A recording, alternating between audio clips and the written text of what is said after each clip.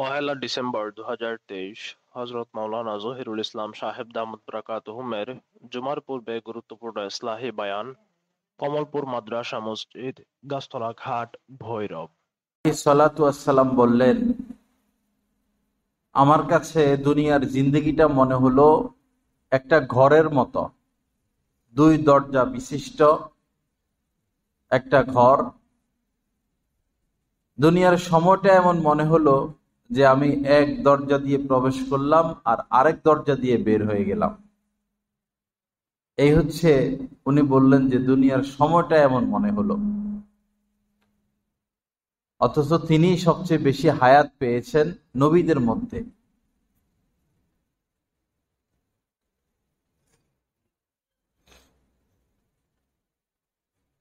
আমাদের এখন যাদের বয়স 40 বা 50 বা 30, আমরা যদি একটু চিন্তা করি যে 40টা বছর কিভাবে গেল, 30টা বছর আমাদের থেকে কিভাবে পার হয়ে গেল, চিন্তা করলে দেখা যাবে যে মনে হয় 1 মিনিটে 30 বছর শেষ হয়ে গেছে, 2 মিনিটে 40 বছর শেষ হয়ে গেল। তো কি অর্জন করলাম আর কি নিয়ে গেলাম? তো এই জন্য নবীজি যে বলেছেন, পথিকের ন্যায়, পথিকের ন্যায় বসবাস করো, মুসাফিরের ন্যায় বসবাস করো। ওনার কোনো ঘর ছিল না হযরতে নূহ আলাইহিস সালাতু ওয়াস সালাম, তিনি ঘর নির্মাণ করেন নাই। আগের কাহারো ভাঙা একটা ঘরে থাকতেন। তো লোকজন বলতো যে আপনি একটা ঘর বানায় নেন। উনি বলতেন যে আমার জন্য এটাই উত্তম যে আমি আগের কোনো ভাঙা ঘরে জীবন কাটিয়ে দিব।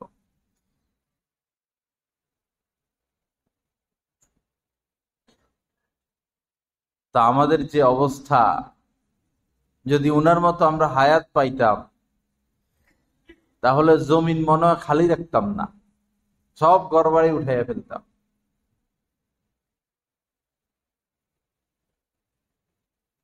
একটা হচ্ছে চাহিদা, প্রয়োজন, একটা হচ্ছে প্রয়োজন, আর একটা হচ্ছে লোভ। যদি কাউকে লোভে ধরে তার আর বাঁচার উপায় নেই, সে নিজেকে নিজে শেষ করে দিল। লোভ বিষয়টা সবার মধ্যে কাজ করে, কাহারো মধ্যে আখিরাতের লোভ কাজ করে আর কাহারো মধ্যে দুনিয়ার লোভ কাজ করে। দুনিয়াতে ঢুকা সহজ, কথা মনে রাখবেন, দুনিয়াতে ঢুকা সহজ, বের হওয়া বড় কঠিন। আপনার অল্প কিছু ঋণের দরকার, 5 লাখ, ভাবতেছেন যে এই 5 লাখই নেই, পরে আর এই পথে হাঁটবো না, তওবা করব, মাপ চাইবো, ফিরে আসব। পরে 5 লাখ নিলেন, ব্যবসা শুরু করলেন। ব্যবসা শুরু করলে ব্যবসার নীতি হলো একটার পর একটা ব্যবসার রাস্তা খোলে, আরো লোভনীয় রাস্তা সামনে আসে, তখন আপনি তো ঢুকেই গেলেন। তখন 10 লাখ নিতে আর ভয় লাগবে না, 20 লাখ, 30 লাখ, 50 লাখ নিয়ে, ভাই ব্যবসা তো সামনে আসে, নিই, ব্যবসা করি, 2-4 বছর পরে বের হয়ে যাব, তওবা করব, আল্লাহর কাছে মাপ চাইব। আর বের হওয়া সম্ভব হয় না। হযরত আলী রাদিয়াল্লাহু তাআলা আনহু হযরত সালমান ফারিসি রাদিয়াল্লাহু তাআলা আনহুকে এক নসিহত নামায় লিখেছিলেন যে দুনিয়া হচ্ছে সর্পের ন্যায়। সর্প মানে সাপ আর কি। দুনিয়া হচ্ছে সাপের ন্যায়, অর্থাৎ সাপ কিন্তু খুব নরম হয়, স্পর্শে খুব নরম, এবং সাপের বডিটা, শরীরটা খুব সুন্দর, আঁকা বাঁকা।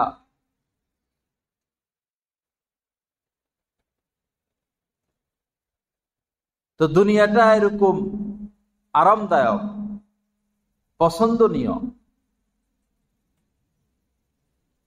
কিন্তু সাপের বিষ যেভাবে একজন মানুষের জীবনকে শেষ করে দেয়, এই দুনিয়া যাকে গ্রাস করে তাকেও এরকম শেষ করে দেয়।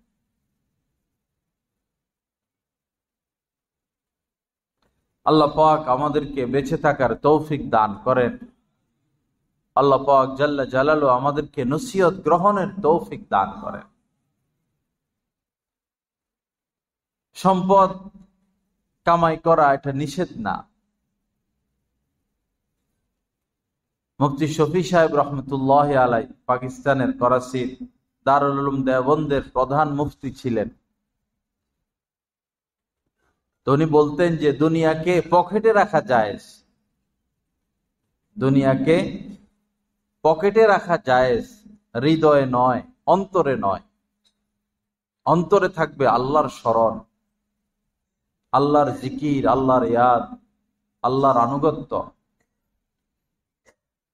মুখে হাসাহাসি করা, আনন্দ করা নিষেধ না, কিন্তু অনুচিত হবে ওই হাসাহাসি যেটা কেবলই হাসাহাসি, আল্লাহর থেকে গাফেল হয়ে। যারা আল্লাহ ওয়ালা, যাদের নিসবত মা আল্লাহ, তাআল্লুক মা আল্লাহ হাসিল হয়, তারা হাসাহাসি করে, আনন্দ করে, মজা করে, কিন্তু এক মুহূর্তের জন্য তারা আল্লাহকে ভুলে না। এই হচ্ছে সাধারণ মানুষ আর আল্লাহ ওয়ালাদের মধ্যে পার্থক্য।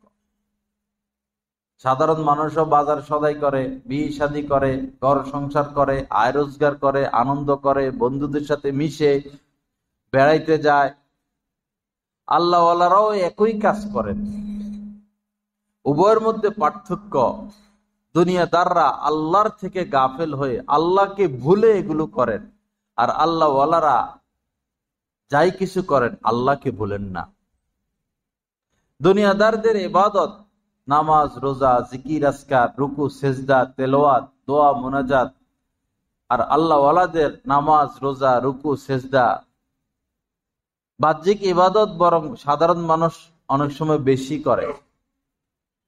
বহু সাধারণ মানুষকে দেখা যায় বারবার হজ করতেছে, বারবার ওমরা করতেছে, নফল পড়তেছে, জিকির আজকার করতেছে, ফজর পড়ে ইশরাক পর্যন্ত বসে থাকে, লম্বা সময় তেলাওয়াত করে, রাত্রে দোয়া মুনাজাত, তাহাজ্জুদ পড়ে। বাহ্যিকভাবে আল্লাহ ওয়ালাদের থেকেও বেশি ইবাদত করতে দেখা যায়। কিন্তু এই দুই পক্ষের ইবাদতের পার্থক্য হলো, যারা সাধারণ মানুষ মানে আল্লাহ ওয়ালা নয়, তাদের ইবাদত হচ্ছে রূহহীন, রূহ নাই, আত্মা নাই। আর যারা আল্লাহ ওয়ালা, তাদের ইবাদত কম হলেও এই ইবাদতের মধ্যে রূহ আছে, আত্মা আছে, প্রাণ আছে। প্রাণহীন ইবাদত প্রাণওয়ালা ইবাদত। ওষুধ খাইলো এক মুঠ, কিন্তু ইয়ে হয়ে গেছে, টাইম ওভার। এক মুঠ নাফা খাইছে, টাইম ওভার, ক্ষতি হবে। আর টাইম আছে, মেয়াদ আছে, একটা খাইছে, জ্বর কমে গেল। ইবাদত কম হোক, প্রাণওয়ালা হোক, আল্লাহর আল্লাহর স্মরণের সাথে হোক। আমরা সেজদা করি, কার কুদরতি পায় সেজদা করি, আমাদের খবর থাকে না, প্রাণ নাই। আত্তাহিয়াতু শুরুতে বসলাম, কার সামনে বসলাম, এই অনুভূতি আসে না, প্রাণহীন ইবাদত। মাথা ঝুঁকাইলাম, রুকু করলাম, কার সামনে মাথা ঝুঁকাইলাম, এই স্মরণ নাই এবং এই অনুভূতি নাই। কাবায় যাই, তাওয়াফ করি, ওখানে যে অনুভূতির প্রয়োজন ছিল সেটা নয়, বরং গর্ব গৌরব নিয়ে, সেখানেও মাসিয়ত নিয়ে ব্যস্ত।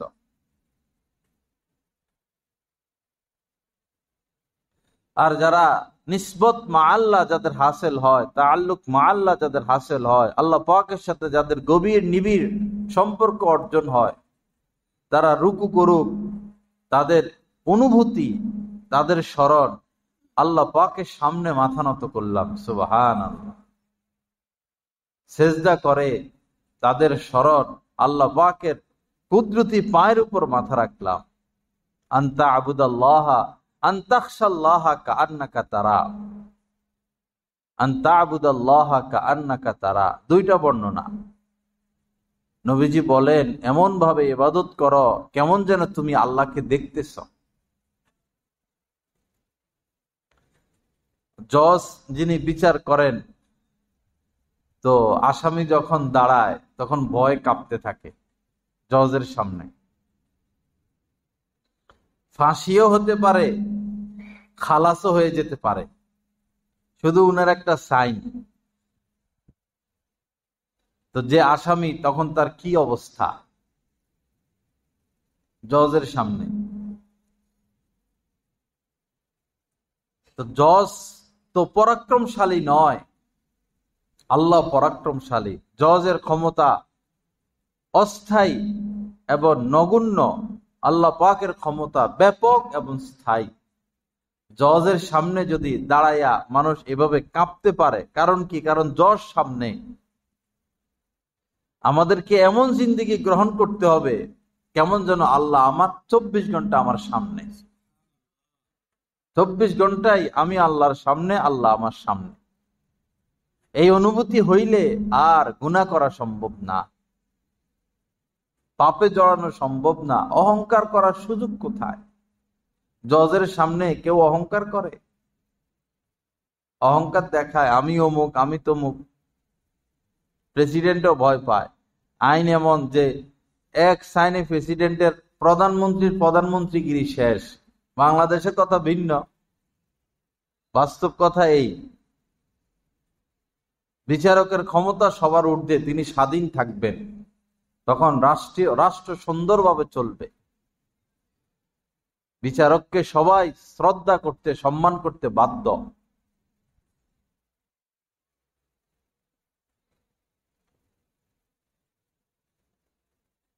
তো সাধারণ মানুষের ইবাদত আর আল্লাহ ওয়ালাদের ইবাদতের মধ্যে এই পার্থক্য। রূহহীন, প্রাণহীন আর প্রাণওয়ালা। আমাদেরকে প্রাণওয়ালা ইবাদত করতে হবে। শুকনা শুকনা ইবাদত করে কি লাভ? তেলাওয়াত করব তো আল্লাহকে শোনাবো, তেলাওয়াত করব, তেলাওয়াতের দ্বারা আল্লাহর নৈকট্য হাসিলের নিয়ত করব, আল্লাহর মহব্বত হাসিলের নিয়ত করব। নামাজ পড়ব তো এই নামাজের দ্বারা আল্লাহর নৈকট্য হাসিলের নিয়ত করব। নামাজ তো মেরাজ।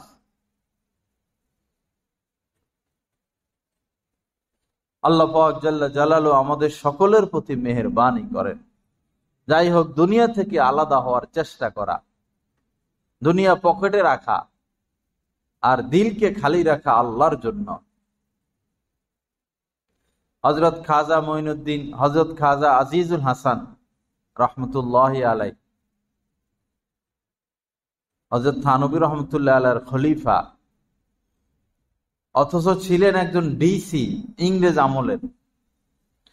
ইংরেজ আমলে তো মুসলমানদের তেমন ধন সম্পদ ছিল না। আল্লাহ পাক ওনাকে এত মর্যাদা দিচ্ছেন যে উনার নিজস্ব গাড়ি ছিল ইংরেজ আমলে, এবং তিনি ডিসি। ইংরেজ বড় অফিসাররাও তাকে সম্মান করত। এই বেচারা গিয়া এত সম্মানিত মানুষ যাইয়া হযরত থানবী রহমতুল্লাহ আলাইহির খানকায় পড়ে থাকতেন, সোহবতে পড়ে থাকতেন। পুরা সুন্নতি লেবাস। একবার সকল ডিসিদের মিটিং, ইংরেজ থেকে ইংরেজ বড় অফিসার আসলো, ডিসিদের সাথে মিটিং করবে। মিটিং শুরু হলো, উনার আসতে একটু দেরি হয়েছে। খাজা আজিজুল হাসান মজজুব রহমতুল্লাহ আলাই আসতে একটু দেরি হয়েছে। ঢুকার সাথে সাথে সবাই তো নিচে বসা, আর ইংরেজ অফিসার স্টেজের উপরে বসা। উনি ঢুকার সাথে সাথে ইংরেজ অফিসার দাঁড়াইয়া গেছেন, দাঁড়াইয়া ডাইকা নিজের পাশে নিয়ে বসাইছেন। ওদের মধ্যে মানবতা আছে তো, মানবতা ছিল। পরে মিটিং এর শেষে সকল ডিসিদের মাথা গরম। এমনি তো দাড়িওয়ালাদেরকে, টুপিওয়ালাদেরকে মানুষ দেখতে পারে না, আবার হেরে নিয়ে সবার উপরে সম্মান দিল। পরে জানতে চাইছে যে একটা মোল্লারে আপনি এত সম্মান দিলেন, মোল্লা মৌলবীরে, আমরাও তো ডিসি। তো ইংরেজ অফিসার বলেছিলেন যে তোমরা তো ডিসি, ঠিক আছে, তোমরা মুসলমানও, তোমাদের ধর্ম ইসলাম, উনার ধর্ম ইসলাম, আমার ধর্ম হলো আমি খ্রিস্টান নাসারা, তো তোমাদের মাঝে তোমাদের ধর্ম আমি পাই নাই। তোমরা আমাদের মতো পোশাক পরো, আমরা যা করি তোমরা তাই করো, তোমাদেরকে যে আমি সম্মান দিব এমন কিছু তো আমি পাই নাই। উনি মুসলমান দাবি করে, ওনার মধ্যে আমি ইসলাম পেয়েছি, ধর্মের খাতিরে আমি ওনাকে সম্মান দিয়েছি। ইসলাম এমন জিনিস। তো এই বেচারা এত সম্মানিত লোক যা খানকায় পড়ে থাকতেন। তো উনার ঘটনা, একদিন বয়ান করতেছেন মসজিদে, ওনার সামনে বসা দেশের বিশ্বের বড় বড় আলেম সব বয়ান করতেছেন। উনি মুফতি শফি সাহেব রহমতুল্লাহ আলাই, এরপরে এরকম বড় বড় আলেম। তো উনি একটা কথা বলে সবাইকে হাসাইছেন, একটা সুন্দর ঘটনা বলছেন, সবাই হাসলো। পরে তিনি বলতেছেন, সবাই যে হাসলাম আমরা, এই হাসার মুহূর্তে কার কার আল্লাহর কথা স্মরণ ছিল? হাসলো তো উনিও হাসলো, সবাই হাসলো। হাসার সময়ও, হাসা অবস্থায় আল্লাহর স্মরণ কার কার ছিল? আল্লাহ যে আমার সাথে আছেন, আল্লাহ আমাকে দেখতেছেন, এই স্মরণ কার কার ছিল? সবার মাথা নিচের দিকে। এই হচ্ছে সাধারণ মানুষ আর আল্লাহ ওয়ালাদের মধ্যে পার্থক্য। সাধারণ মানুষ যে কাজ করতে হয় করে, তার কাটা, আল্লাহর সাথে সংযোগ নাই। আর আল্লাহ ওয়ালারা হচ্ছেন তার সংযুক্ত, স্মরণ অটুট। আমাদেরকে সেই মাকাম অর্জন করতে হবে। এতে আলেম হওয়া শর্ত না, গুনাহ থেকে বেঁচে থাকা শর্ত। ভয়ের কিছু নাই যে আমরা সাধারণ মানুষ, কেমনে এই মাকাম হাসিল করব। এটা সাধারণ মানুষের দ্বারাও সম্ভব। গুনাহ থেকে বেঁচে থাকবে, সুন্নত মোতাবেক চলবে, আর আল্লাহ ওয়ালাদের সাথে উঠা বসা রাখবে। কত সোজা, কত সহজ আল্লাহকে পাওয়া। আলেমে দিন, বর্তমান আলেমে দিন সহজ করে দিছেন এই রাস্তা, একদম সহজ করে দিছেন। আগে তো 24,000 বার আল্লাহ আল্লাহ জিকির দেওয়া হইতো, প্রত্যেক নিঃশ্বাসে আল্লাহ আল্লাহ জিকির। আগের জামানায় এরকম সিস্টেম ছিল। 12 তাসবিহ জিকির, তাহাজ্জুদ, ইশরাক, আওয়াবিন, এত পারা তেলাওয়াত।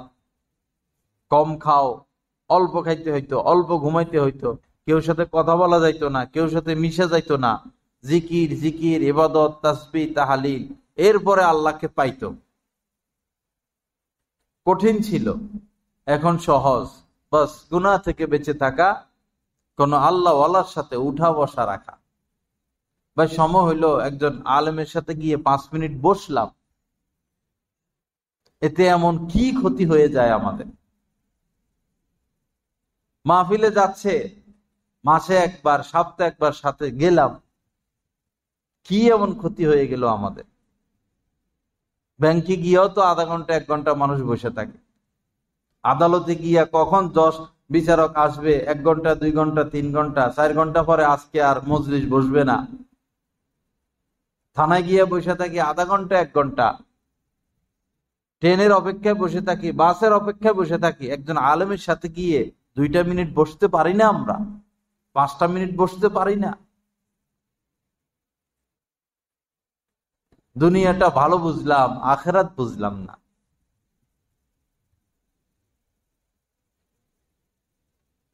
এতে তো টাকা পয়সা খরচের কোনো ব্যাপার না। কারো সোহবতে গিয়ে বসলে তো টাকা পয়সা খরচের কোনো ব্যাপার না।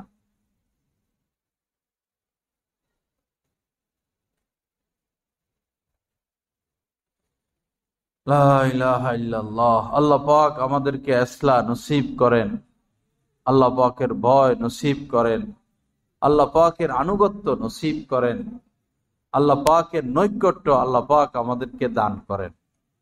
তার কাটা হইলে তো লাইট জ্বলবে না। লাইট সব দামি দামি, ফ্যান দামি দামি, তার কাটা। সেই কাপ্তাইয়ের সাথে আশুগঞ্জের সাথে লাইন নাই, লাইন আছে কিন্তু তারটা কাইটে রাখছে, লাইট জ্বলবে? আল্লাহ পাকের সাথে যখন নিসবত কায়েম হবে, তাল্লুক কায়েম হবে, তখন আপনার অন্তর আত্মা এরকম লাইট জ্বলবে, আপনার জিন্দেগি আলোকিত হবে, আপনার চোখে আলো আসবে, অন্য এক আলো, যে আলোতে আপনি এই দুনিয়াকে ভিন্ন এক দুনিয়া দেখবেন। নূর আর নূর, তাজাল্লি আর তাজাল্লি। অন্তরে এমন এক আলো জ্বলবে যে আলো দিয়ে আপনি ভিন্ন কিছু দেখবেন। এখনো দেখি, চিন্তা করি, আর যখন অন্ধকারে তো মানুষ অনেক কিছু দেখে, লাইট জ্বলে না তাও তো কিছু দেখে, আমরা হচ্ছে ওরকম দেখা দেখতেছি।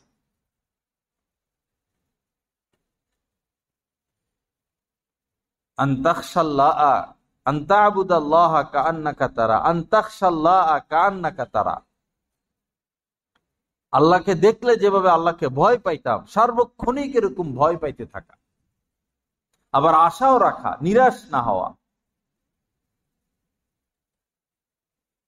তো যাই হোক, দুনিয়াতে এমন ভাবে থাকা কেমন যেন আমি মুসাফির, পথিক।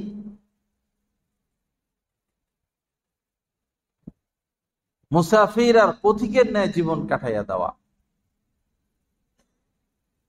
এক বড় বুজুর্গ মানুষ স্বপ্ন দেখছেন, স্বপ্নে দুনিয়াকে দেখছেন। দেখলেন যে দুনিয়া একটা বৃদ্ধা মহিলা এবং কুৎসিত। মহিলাটা বৃদ্ধা, একবারে বুড়ি, আবার কুৎসিত, চেহারা সুরত একবারই ঘৃণিত। দুনিয়াকে সে এইভাবে দেখছে এবং দেখতেছে যে বুড়ি মহিলা নাচতেছে আর তালি দিতেছে। বুড়ি মহিলার নাচ কোন পাগলে দেখে? তাও বুড়ি তো বুড়ি, কিরকম বুড়ি? কুৎসিত, ঘৃণিত চেহারা। সে নাচতেছে আর কি দিতেছে? তালে দিতেছে। তো উনি দেখলেন যে আরো কিছু মানুষ এই বুড়ি মহিলার সাথে যাই যোগ দিছে, নাচতেছে আর কি দিতেছে? তালে দিতেছে। তো এই মহিলা তো মূলত বুড়ি মহিলা, তো মূলত দুনিয়া দুনিয়া ওই বুজুর্গকে বলতেছে, যদি আমি সুযোগ পাই তোমাকেও আক্রান্ত করে ছাড়বো। এরা ধমক দিতেছে, যদি আমার সুযোগ হয় তোমাকেও আমি আক্রান্ত করে ছাড়ব। মদ এটা দেখতে, এটা কি ঘৃণিত? অবশ্যই এটা ঘৃণিত। ঘুষ অবশ্যই এটা ঘৃণিত। জিনা ব্যভিচার ঘৃণিত। গালি গালাজ ঘৃণিত। ধমকা ধমকি, অন্যায় জুলুম ঘৃণিত। ওই বুড়ি মহিলার চেহারা যেমন কুৎসিত, পাপও এরকম কুৎসিত। বুড়ি মহিলার সাথে গিয়ে যেমন অনেক মানুষ যোগ দিল, ঠিক তদ্রূপ আমরাও দুনিয়ার সাথে যোগ দিলাম, নাচতেছি, তালি দিতেছি।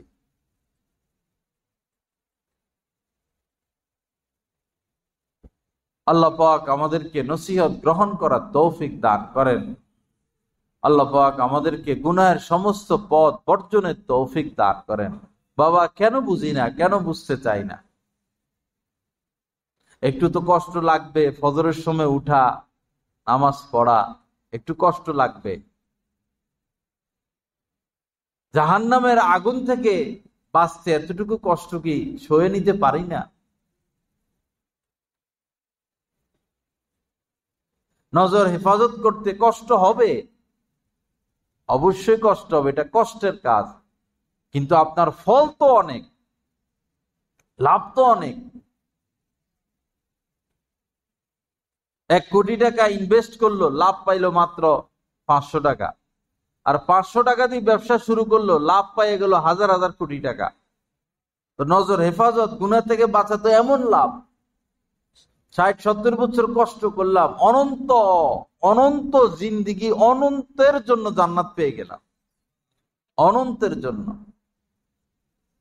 সত্য কথা বলা একটু কষ্ট,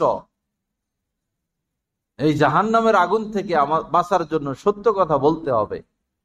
আর সত্য কথা বললে, হালাল খাইলে, নামাজ পড়লে, নজর হেফাজত করলে, এই নয় যে শুধু দুনিয়া আখেরাতে জান্নাত পাবো, না, দুনিয়াতেও আমি ইজ্জতের মালিক হব। ইজ্জত কেবল আল্লাহর জন্য, আল্লাহর রাসূলের জন্য এবং মুমিনদের জন্য।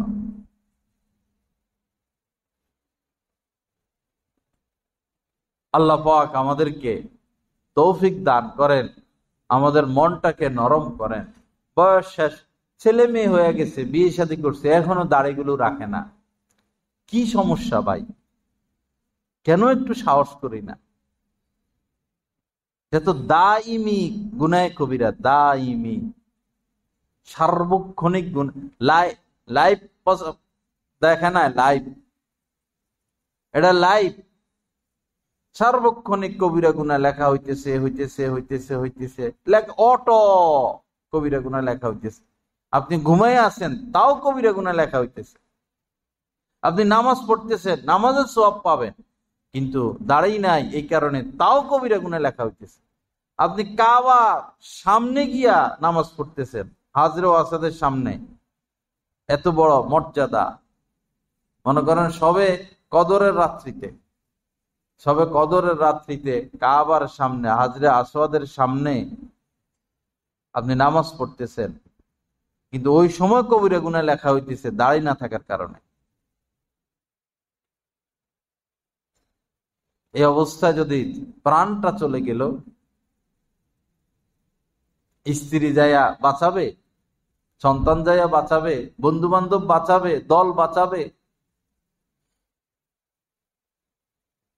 না, ওইখানে কোনো ক্ষমতা চলবে? সব আমরা বুঝি, কিন্তু আগায় আসি না।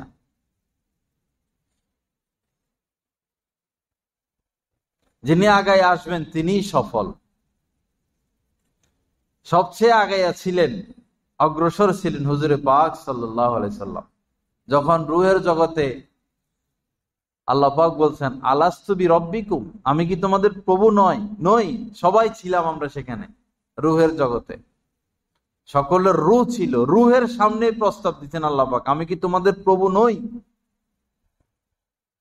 তো সবাই উত্তর দিছে, বালা ইয়া রব্বি, হ্যাঁ প্রভু, হ্যাঁ আপনি আমাদের রব। সবাই উত্তর দিছেন।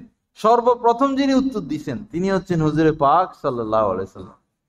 নবীজি উত্তর দেওয়া শুরু করছেন, সাথে সাথে সবাই দিছেন। আনা আউয়ালুল মুসলিমিন, কোরআনে কারিমে আসছে, আমি সর্বপ্রথম আনুগত্যশীল। আল্লাহর যে হুকুম যখন সবার আগে যিনি মেনে ফেলেন, মেনে নেন, করে ফেলেন, তিনি হচ্ছেন হুজুরে পাক সাল্লাল্লাহু আলাইহি সাল্লাম। যখন খতনা করার হুকুম আসে, তো ইব্রাহিম আলাইহিস সালাম খতনার হুকুম আসছে, এখন কোথায় চাকু খুঁজবে, দা বটি, বেলেট তো হয়তো ওই জামানায় ছিল না, তলোয়ার ছিল হয়তো, ছোট ছুরি টুরি এগুলো ছিল।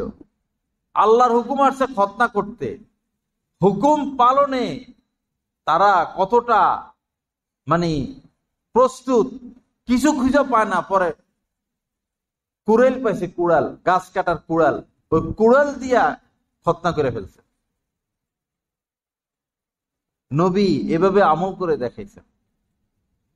খলিলুল্লাহর পদ এমনি তো অর্জন করেন নাই, আমরা অর্জন করছি দুনিয়াদারের পদ, দুনিয়াদারির পদ।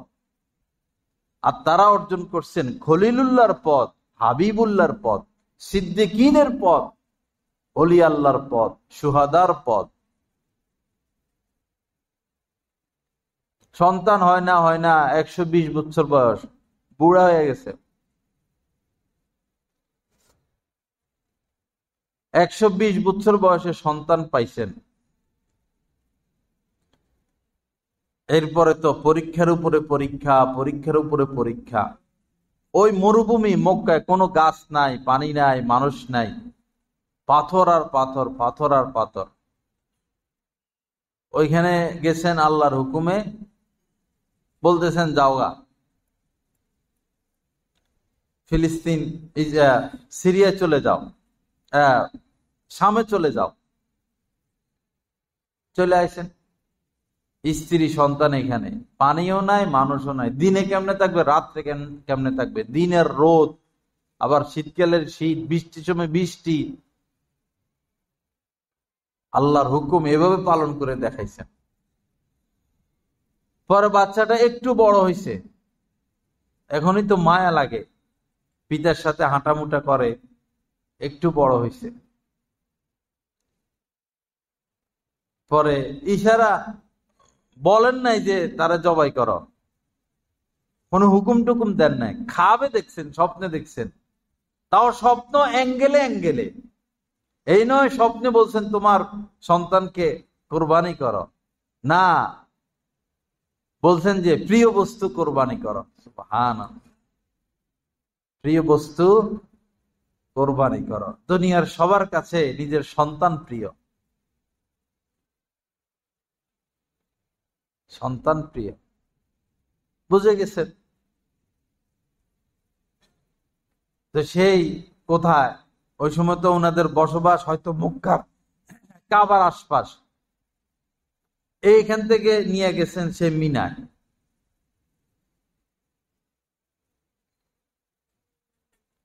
তো সোয়াইয়া ঠিকই তো ছুরি চালাইয়া দিচ্ছেন। আল্লাহর হুকুম কেমন করে পালন করে দেখাইছেন।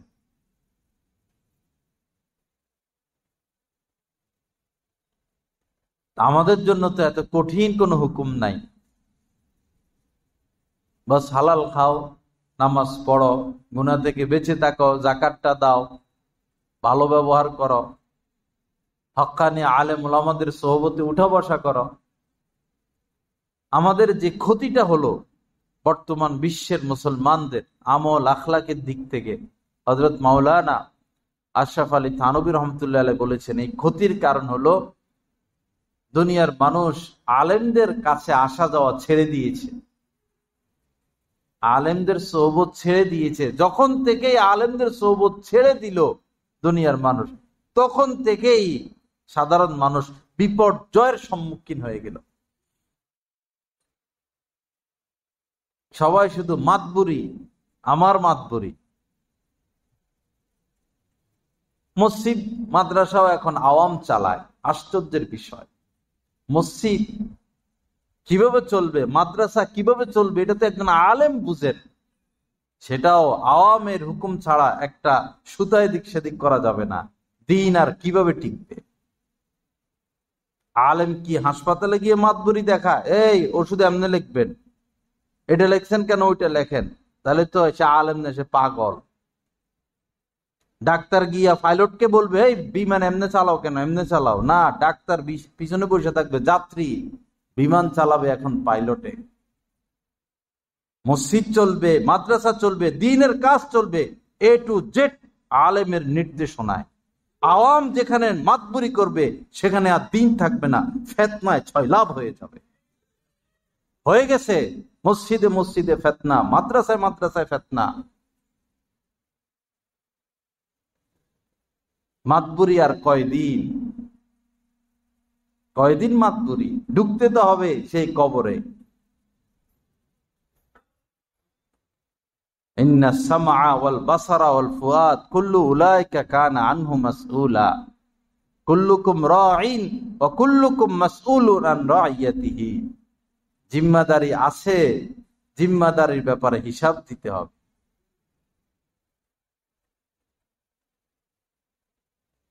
মাদ্রাসা মসজিদের সকল বিষয় আলেমের সামনে ন্যস্ত করতে হবে।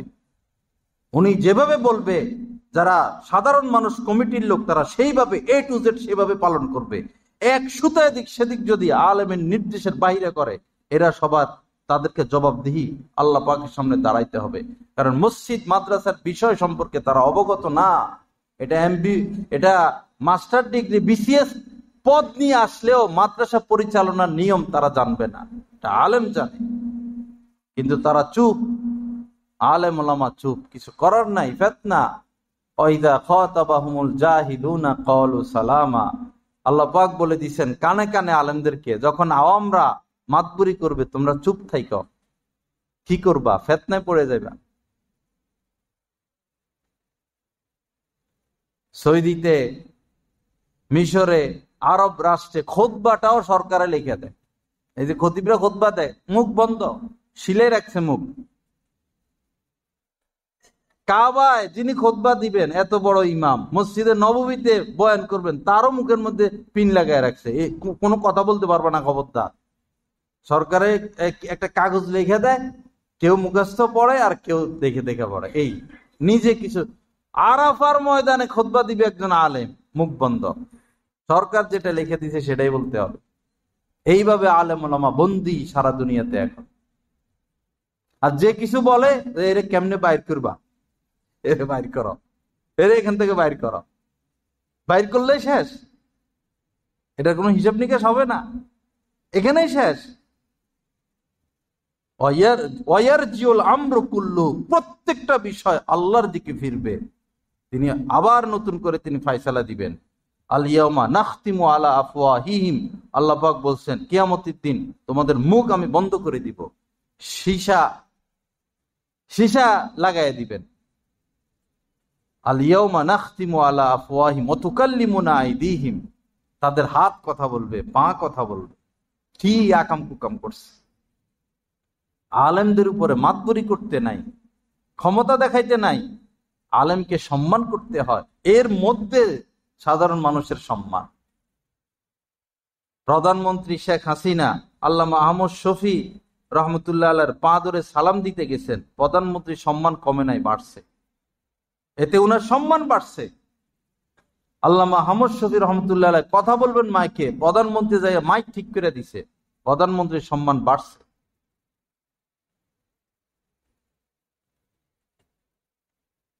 আলেমকে সম্মান করলে সম্মান বাড়ে, আলেমের উপর মাতবুরি দেখাইলে সম্মান কমে যায়। গত 2 দিন আগে আমার শায়েখের সাথে লক্ষ্মীপুর, নোয়াখালী লক্ষ্মীপুর বসা আমরা, তো শত শত আলেম ওলামা, যেখানে যান হাজার হাজার আলেম ওলামা আসে। তো রুমে আমরা বসা, এমপি সাহেব আসছে দেখা করতে। তো এমপি, নেতা নুতা, এগুলো তো ওসি মসি, এই সেই, ওসি এসে দেখা করে গেছে, আরো যারা ছিল সবাই এসে দেখা করে গেছে। তো এমপি সাহেব যখন রুমে ঢুকছেন, অনেকে দাঁড়ায় গেছে। আমি তো হজরতের দিকে খেয়াল, কি করে, হজরত বসে আছেন, আমিও বসে রয়েছি। পরে এমপি সাহেব ঢুইকা পায়ের উপর পা রাখছেন। ওনারা সাধারণত এমনই এভাবে বসে। এখন পায়ের উপর পা রাখছেন, পাটা একজন আলেমের দিকে, মানে হজরতের পাটা যে উঠাইছেন, হজরতের দিকে পাটা। তা আমার শায়েখ সাধারণত পা উঠায় বসে না, আমরা কখনো দেখি না, কখনো পা উঠায় বসে না, পা এভাবে রাখেন। তো যখন পা উঠাইয়া রাখছেন, তো হজরতে একবারে পুরা পা এভাবে উঠাইয়া দিচ্ছেন হের দিকে, এমপির দিকে, এভাবে এভাবে। এরা হচ্ছে মূলত মূলত আল্লাহওয়ালা। দুনিয়াকে ওনারা পরোয়া করেন না। এক বাদশাহ এক আল্লাহওয়ালার সোহবতে গেছেন। আগের জামানার বাদশারা যাইতো এভাবে। বাদশাহ তৈমুল লং সম্ভবত তার নাম। তো বেচারা পা মিলে বসতে হইতো, অসুস্থ ছিলেন, প্যারালাইসিস বা এরকম সমস্যা। তো ওই আল্লাহওয়ালার সোহবতে গিয়ে পা এরকম সোজা করে পড়ছেন, পাটা ওই আল্লাহওয়ালার দিকে। তখন তিনিও তার পা বাদশার দিকে দিয়ে দিছেন। বাদশাহ দিছে উনার দিকে পা, উনি বাদশার দিকে পা দিয়ে বসে রয়েছেন। পরে বাদশাহ বললেন, হযরত আমি তো অসুস্থ, পা এইভাবেই রাখতে হয়, তো আপনি যে আমার দিকে, আমার মুখের দিকে পা দিয়ে রাখলেন। তো আল্লাহ উত্তর দিছেন, তোমার পা আমার দিকে দিছ, আসলে আমার দিকে নয়, তোমার পা কোরআন হাদিসের দিকে দিছে, তুমি, তোমার ক্ষতি হবে, তুমি আলেমের দিকে পা দিয়েছ, আলেম নয়। আমি তো, যদিও আমি আলেম, আসলে তো আমার সারাফাত হলো কোরআন হাদিস। আমার বেজ্জুতি কোরআন হাদিসের বেজ্জুতি, অপমান, আমার অপমান কোরআন হাদিসের অপমান, রাসূলের অপমান, আল্লাহর অপমান। তোমাকে বাঁচানোর জন্য তোমার দিকে আমি পা দিছি। একজন আলেমকে অপমান করা, আপনি তো আপনার নবীকে অপমান করলেন, কোরআনকে অপমান করলেন, হাদিসকে অপমান করলেন। একজন আলেমকে ধমক দিলেন, আপনি কাকে ধমক দিলেন?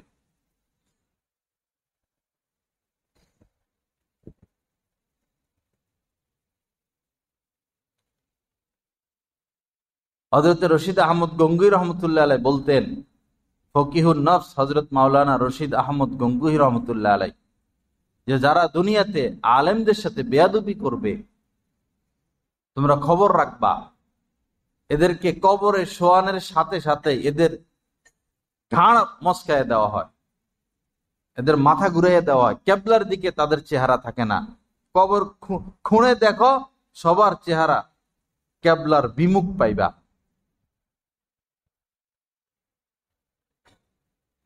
বাদশাহ সুলাইমান অনেক খারাপ এক বাদশাহ ছিল মুসলমানদের ইতিহাসে। তো তাকে কবরে রাখছে সে, এবং পরবর্তীতে যিনি বাদশাহ খলিফা হয়েছেন ওমর ইবনে আব্দুল আজিজ রহমতুল্লাহ আলাইহ, যাকে দ্বিতীয় ওমর বলা হয়, আত্মীয় ছিল। তো বাদশাহ সুলাইমানকে তিনি এবং তার ছেলে কবরে রাখছে। কবরে রাখার সাথে সাথে এরকম কাঁপা শুরু হয়ে গেছে লাশ। আল্লাহ পাক খেলা দেখাইছেন। তো ছেলে বলতেছে, আমার বাবা তো জীবিত, নড়তেছে, ভয়ঙ্কর নড়া শুরু হয়ে গেছে। হযরত ওমর ইবনে আব্দুল আজিজ তো আলেম, তিনি বললেন, জীবিত না, গজব শুরু হয়ে গেছে। আলেমদের সাথে বেয়াদবি করত।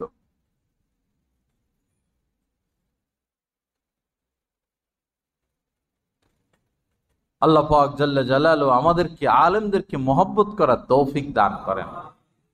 কুন ফিদ দুনিয়া কান, হ্যাঁ, নবীজি বলছেন যে কুন আলেমান, সবাই বলছেন পারলে সবাই আলেম হয়ে যাও, পারলে না সবাই আলেম হয়ে যাও, কুন আলেমান আও মতো আলেমান, আলেম হইতে পারবা না, আলেমের শিষ্য হয়ে বেঁচে থাকো, আলেমের অনুসারী হও, আলেমের ছাত্র হও। কোন আলেমান আও মতো আলেমান আও মুঈনান, অথবা আলেমের সহযোগী হও, আও মুস্তামিয়ান, আলেমের কথা শুনো, মুহিব্বান, আলেমকে মহব্বত করো, এর বাহিরে কিছু হইও না। আলেম কেন্দ্রিক যেন জীবন হয়, তখন জীবনটা সুন্দর হবে। তবে যে আলেমের কথা নবীজি বলছেন, সে আলেম খুঁজে পাওয়া মুশকিল। কোরআন হাদিসের দৃষ্টিতে আলেম খুঁজে পাওয়া মুশকিল। দাওরা হাদিস পড়লেই আলেম না, ভাইরাল বক্তা হইলেই আলেম না, বহু মানুষ বুখারী পড়ায় অথচ আলেম না। মাহফিল করতে আসে, লক্ষ মানুষ জমা হয় মাহফিল শুনে, কিন্তু সে আলেম না। আলেম ভিন্ন জিনিস, আলেম অনেক দামি জিনিস। সবাই বিসিএস ক্যাডার হতে পারে না, খুব কম মানুষই বিসিএস ক্যাডার হয়, আলেম খুব কম হয়। পাইকারি হারে সকল মসজিদের ইমাম খতিব আলেম না। আলেমের সম্মেলন করে অনেকে, ওলামা ইকরামের সম্মেলন যায়, দেখলে দেখা যায় যে 5 জন আলেমও নাই। মানুষ জমা হয়েছে 50,000, 5 জনও আলেম নাই। আলেমে তো সোজা কথা, ভুল এফতা পড়লে মনে করে মুফতি, এফতা পড়লে কেউ মুফতি না। মুফতি এত সোজা কথা। সাহাবাদের জামানায় মুফতি ছিল 20-25 জন, আর এখন গাছতলা ঘাটে আছে মনে হয় আল্লাহ জানে কয় হাজার কয় লাখ। এফতা পড়ে আইসা নামে শুরুতে লাগাই দেয় মুফতি, মুফতি সাহেব, মুফতি সাহেব। কিসের মুফতি সাহেব? এত মুফতি শব্দ এত কম ওজনী বিষয়। মুফতি সর্বোচ্চ আপনি মাওলানা বলতে পারেন, সে যেই হোক। মুফতি এত সোজা কথা না, আলেম এত সোজা কথা না। আল্লাহ হযরত ওমর ফারুক রাদিয়াল্লাহু তাআলা আনহু হযরতে কাবে আহবার রাদিয়াল্লাহু তাআলা আনহুকে বলছেন, মান আরবাবুল ইলম, প্রকৃত আলেম কে? এগুলো আপনাদের জেনে রাখা ভালো। হযরতে কাবে আহবার রাদিয়াল্লাহু তাআলা আনহু বলছেন, আল্লাযীনা ইয়ামালুনা বিমা ইয়ালামুন, যিনি তার ইলম অনুযায়ী আমল করে, পুরো কোরআন হাদিসের সে যা যা জানে, প্রত্যেকটা কথার উপর যার আমল আছে, তিনি হচ্ছেন শরীয়তের দৃষ্টিতে একজন আলেম। পুরো কোরআন হাদিস মোতাবেক, কোরআন সুন্নাহ মোতাবেক যার জিন্দেগি, যার ভিতর বাহির আলোকিত, তিনি হচ্ছেন আলেম। ওই আলেমের শিষ্য হতে বলছেন, ওই আলেমের সোহবতে যাইতে বলছেন, ওই আলেমের থেকে দিন শিখতে বলছেন। আল্লাহ পাক জাল্লা জালালু এরকম আলেম খোঁজা, এরকম আলেমদের সোহবতে যাওয়া, তাদের থেকে দিন শিখার তৌফিক দান করেন। ওয়া আখির দাওয়ানা আলহামদুলিল্লাহি রাব্বিল আলামিন ওয়া সাল্লাল্লাহু আলা নবিয়্যিল কারীম। আলহামদুলিল্লাহ, হযরত ওয়ালা দামাত বারাকাতুহুমের প্রতিটি বয়ান পাচ্ছেন নেটের মাধ্যমে, টেলিগ্রামের মাধ্যমে। প্রথমত গুগল প্লে স্টোর থেকে টেলিগ্রাম অ্যাপসটি ডাউনলোড করতে হবে। তারপর টেলিগ্রাম অ্যাপসে প্রবেশ করে নিজের মোবাইল নাম্বার এবং একটি ভেরিফিকেশন কোড প্রদানের মাধ্যমে অ্যাকাউন্ট খুলতে হবে।